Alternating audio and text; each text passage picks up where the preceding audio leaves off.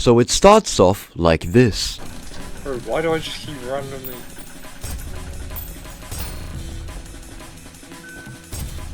But then you start to grasp the fundamentals of the video game.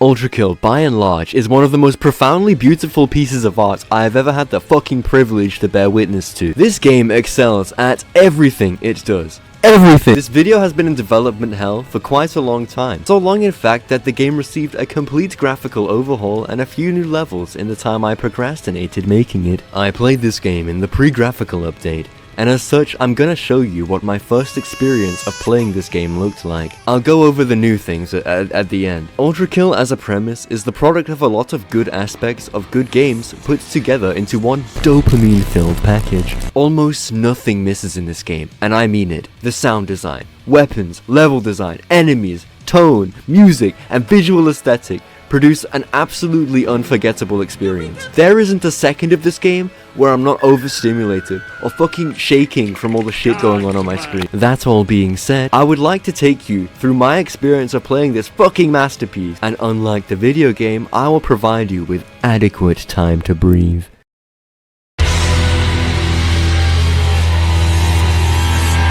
ULTRAKILL is based on Dante's Inferno, more specifically the 9 Circles of Hell concept established in that book, with a little prelude attached to the front. The premise is that all of mankind is dead, and as a result, hell is full, and you're a little robot that needs blood to survive. So in search of fresh blood to sustain yourself, you venture down into the pits of hell. The player is called V1, and you are that machine. So there's the premise, and it's definitely there. Oh, another thing I'd like to do is put all of the levels and guns on a tier list. That just seems like a fun side project. But anyway, this is 0-1. As far as the levels in this game go, there isn't much to say about it, because it's literally the first level ever made, and you know, it's introducing the game mechanics, as well as a few enemies. The Filth, the Stray, and Maurice. The Filth, or people of England, are your general fodder enemies. They'll lunge at you, try to bite you, and they also die pretty easily to like basically every type of damage in the game. Strays are slightly tankier than the Filth, and throw parryable projectiles at you. They'll try to keep a distance, and don't melee attack. They're also pretty easy to kill, requiring 2 revolver shots instead of 1, like the Filth. Enemies like these function more as mobile health packs than actual threats. I say this because covering yourself in blood heals you, because you know, blood is fuel or whatever. Finally, there is the malicious face, affectionately named Maurice by the community. He's a big stone head that shoots projectiles at you, and he also has like spider legs for whatever reason, but they're really hard to see. Oh, and I didn't record my initial playthrough of 0-1 because I was still trying to like test the game out, so what you're seeing is the graphical update version. In this level, we also get access to the Piercer revolver. As far as the weapons go, there is basically nothing bad to say about it. Most weapons in ULTRAKILL are kinda like that, where there's like basically always a use for them. It's really hard to rank these objectively. As the name suggests, the Alt-Fire produces a piercing laser beam that pierces through enemies. Oh, we also get access to the Feedbacker. This is your melee ability, and it doesn't do much damage at base, but it can parry basically everything in the game. Landing a successful parry, low-key just feels better than sec. Parrying will heal you to full, and there's basically no punishment for it. This is an instant S tier. It's not even close. And as I said before, this tier list is entirely subjective. It is entirely my own separated opinion from fact. As a result, I think I'll place the default piercer in B tier. It's not bad at all, but it kind of gets sidelined later on, and I'll get to that when I get to it. As for the levels tier list, 0-1 is a fun introduction to the game, but with the only gun you have, it isn't really that great. It's not really meant to be. It's more of just a quick little introduction to the game before you can actually play it, and that's all it's really meant to be. I didn't have a bad time on it at all. It's not exactly pushing any boundaries either. A perfectly balanced level. B tier. It's completely fine for what it is.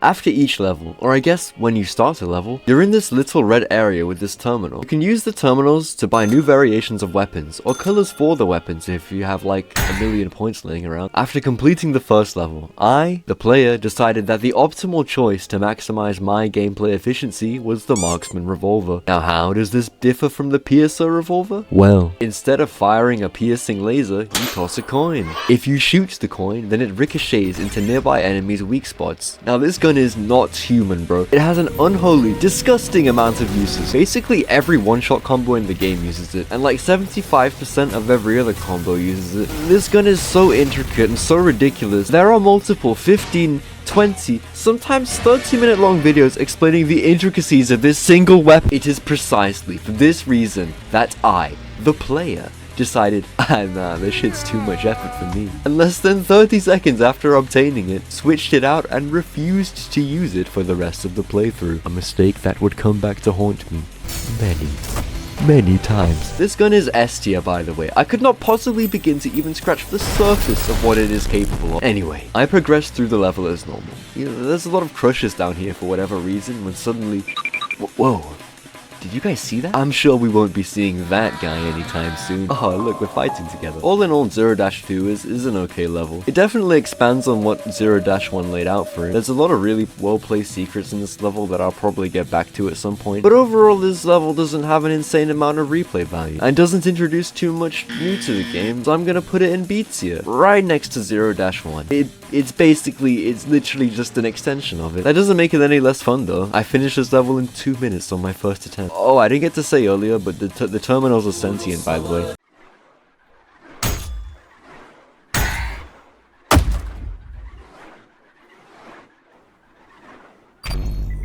0-3 is a pretty cool level actually. Upon progressing through the first room, still without using the coins, you're introduced to another new enemy, the Schism. Much like the average British chav roadman, Schisms don't have a head and they just kinda aimlessly shoot at random shit. They are significantly tankier than Strays and Filth, but mostly function the same way, just fuel to the fire, man. I then encountered a giant stone that told me I had insufficient firepower and searched for an alternate route. This led me to this evil ass door. Inside, I find Swords Machine. I kill Swords Machine, and he drops the next stage of video game progression, the Core Reject Shotgun. Now, people love to glaze this weapon to high heaven, but I'm here to set the record straight with my objectively incorrect opinion. The Core Reject Shotgun is so fucking overrated. Why is that? Well, the alternate fire shoots out a little grenade. You can detonate this grenade prematurely with coins, or you can transform it into something called an Ultra Nuke with the weapon that you can get later. The shotgun is only ever really used in speedruns because it gets you around the map really fast. This doesn't apply if you're fucking anywhere but outside. A mini nuke and explosive rounds sounds really useful though, I hear you say. Well no, the feedbacker is capable of parrying nearly every projectile in the game, including your own shotgun bullets. See, when timed correctly, you can perform something called a projectile boost, where you parry just as you shoot the shotgun. This transforms your normally traveling projectile into a hit scan projectile. Not only that, but it also explodes, rendering the Core Reject at base mostly useless. I'm gonna put it in C tier. I mean, I never used it. I know there are users for it, but I just don't fucking just use something else. Anyway, I make my way back to Fort Rocks and blow that bad boy wide open. The rest of the level progresses largely the same, until the end, where a very angry Swords Machine is waiting to rock my world. Unfortunately for him, I'm the one holding the shotgun, and that big yellow dildo isn't gonna stop me. 0-3 is just fun. Definitely a well-executed elevation of pace and difficulty. Getting access to a new gun is always just a fucking hit of dopamine. Also, observe this tactile moment as I expertly use my gamer skills to throw a bunch of coins aimlessly and then walk into the fan and kill myself. My only issue with this level is that the Swords Machine boss fight doesn't really feel incredibly impactful when you first fight him. Like, there's no special music or anything. It's just the same music that plays in the rest of the level and most of the layer. And I guess this is probably because he was planned to become a common enemy later on. But in terms of lore, the common enemy variety of Swords Machines are all copycats of this Swords Machine. This is John Swords Machine. So, I don't fucking know. A tier. Solid level, but it doesn't quite break the mold in the same way the S tier levels do. You'll see what I mean.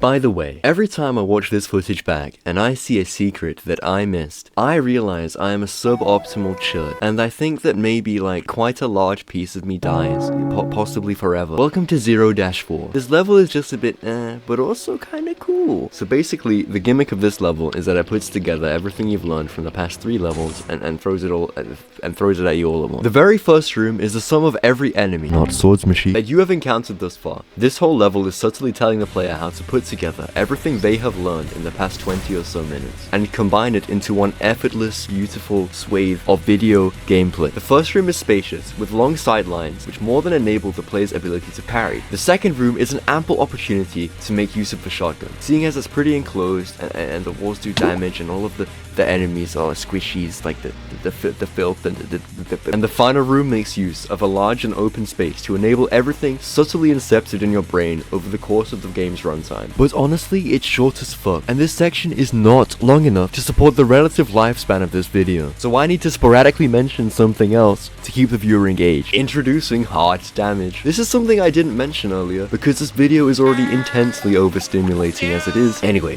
hard damage is this grey shit you can see in my health bar, and it's basically evil health. So every time I upset the game with my objectively horrific gameplay, a little bit of hard damage is done, and it prevents me from healing that section of the health bar. The higher my style meter is, the quicker the hard damage goes away. Sorry, I just got really thirsty. You cannot have any hard damage while you're on ULTRAKILL, which I think is an objectively fantastic design choice. It makes me feel like a fucking animal for being good at the game. Oh, also, in canon, the terminals are the ones rating V1's performance. You remember when I said that the terminals are sentient? Well, the terminals gain sentience at some point, and they pay machines like V1 and Swords Machine with new weapons to entertain them. Every level you play through is a live stream to every terminal in hell, and the higher your style meter is, the more they're cheering you on. This doesn't add anything to the gameplay, but it's a really fucking cool piece of knowledge. I suppose it's one of the multitudinous writing decisions that make ULTRAKILL feel like the player is the star of the show. But I guess I've rambled for long enough, and I'll ramble about even more bullshit in the next level. Due to this level essentially being John Prologue, that's the second time I've made that joke, and it will almost definitely not be the last. I think it more than earns its status in A tier, but it's not as tough as the Swords Machine levels, so I'll just slide it in behind that for right now.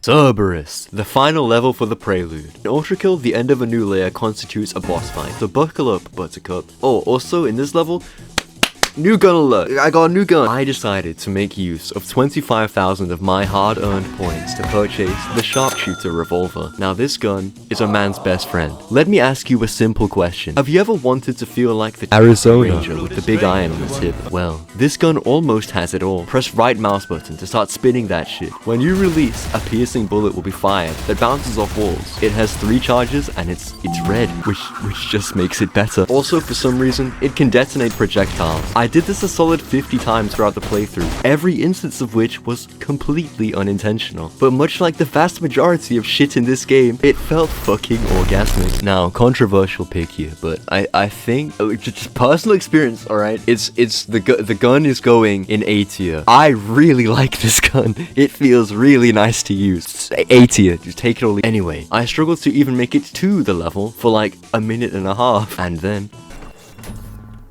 I assume I don't like peanut butter because I don't like Snickers because of the peanuts. Yeah, it's gross.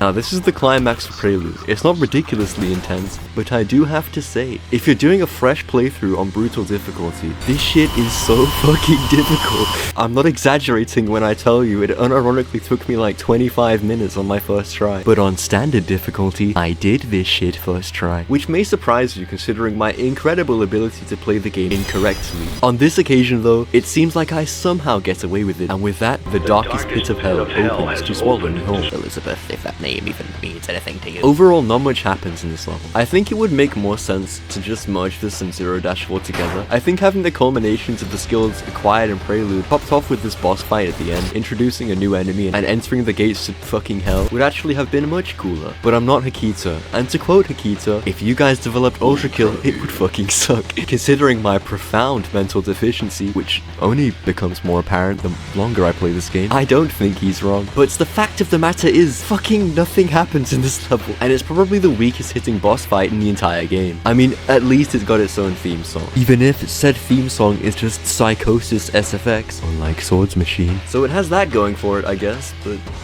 C tier, I think. Didn't have a bad time though. ULTRAKILL is just kinda fun like that. Christ, that was another ridiculously short level, but luckily for you, there's actually one more I didn't talk about.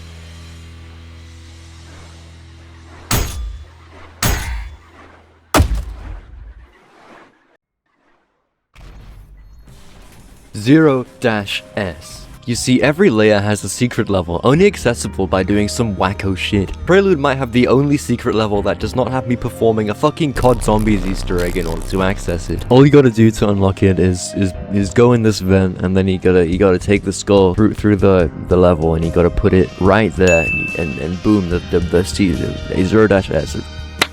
You did it, well done. So down we go, and I'll tell a story as it unravels. This level is a fucking testament to how easy it is for me to lose control of my bladder as a fully grown adult.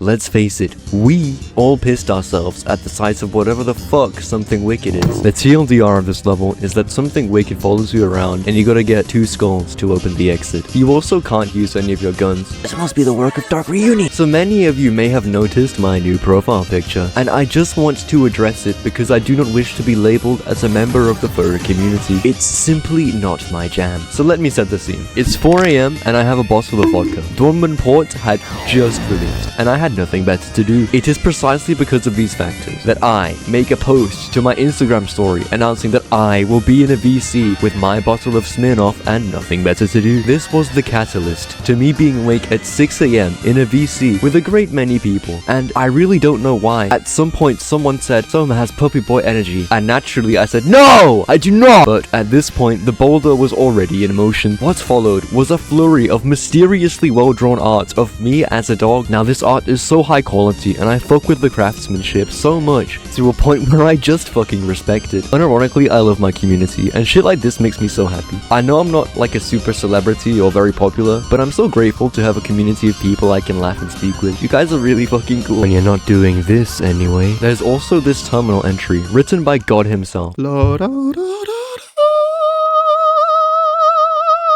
Love, lust, mankind is a failure. Free will is a flaw. Let the evil of their own lips consume them, and I shall begin again with my word as law.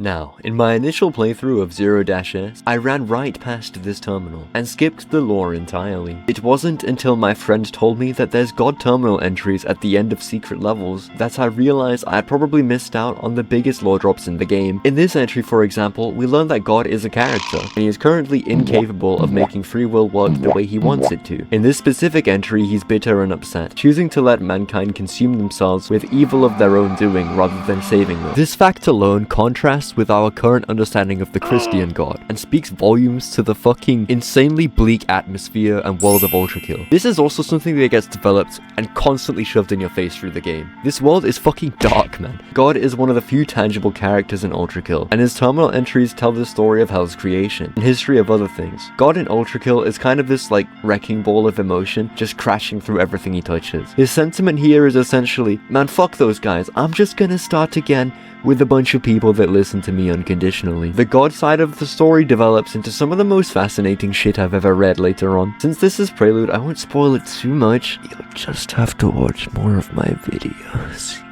Oh, also, while browsing the ULTRAKILL wiki, I discovered that there's a hidden challenge. Inside of the game's files, the challenge for this level is listed as not shitting yourself, a challenge which has not been completed to this day. But anyway, story over.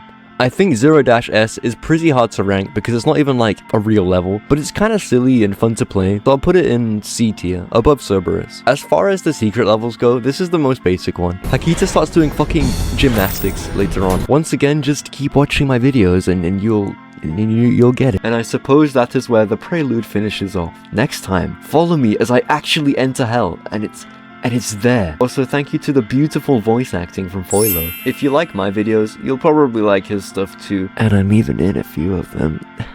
I've fucked the top of a Hoover before, but that's about as far as I've gone. A regular episode of Gumball, the dad appears on screen, and you just think, I'm gonna have sex with my Hoover. And bleed, he did. The Hoover beat. No, the guy that fucked Hoover. You're the guy that fucks the Hoover. Thank you for watching. Please subscribe. I'll upload more, I promise. Please, please, please, please, please, please, please.